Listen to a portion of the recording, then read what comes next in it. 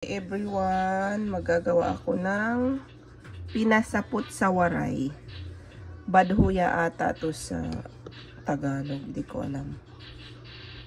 Water and flour lang yan. Tapos yung banana. Thai banana to.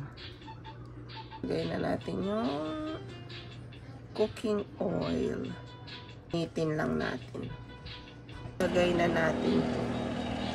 Ganyan. Pwedeng 4, pwedeng 3 lang. Parang di pa ganun kainit yung mantika. Ayan siya, guys. Masarap yan. Ayan. Sa kabila. Di pa siya brown. Dapat brown siya. Natin yan mag-brown. Ulit natin ulit. Yan. Ganyan dapat kulay niya, guys.